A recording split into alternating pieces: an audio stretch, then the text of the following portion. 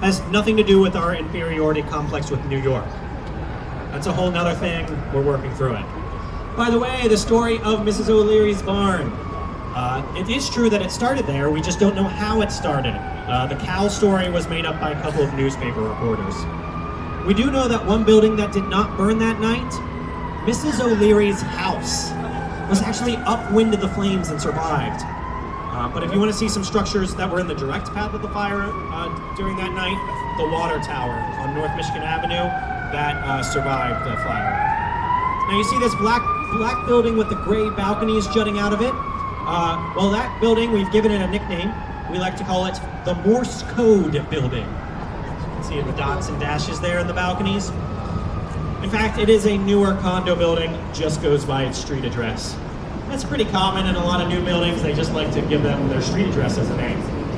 Now just next door, off to the right in the distance, you see the Art Deco building rising up there with the aluminum statue on top.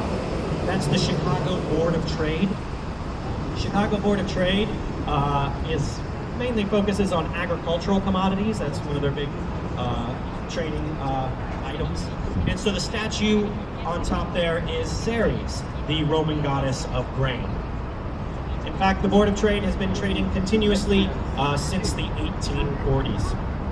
Now that concrete building rising up there with the green cylinders on top of it, go out of view here for a second. That building is sometimes referred to as the White Castle building. That's because at night, that central light is usually lit up very brightly and very whitely. In fact, when they first turned it on, they realized it was affecting the migratory patterns of birds. They were mistaking it for the moon. Nowadays, they will change colors, and you can also just turn it off. But just next door to that, we have a very tall black building rising up there with the two white antennas. It's probably our most iconic building here in Chicago. And ladies and gentlemen, that is, of course, the world-famous Willis Tower. What?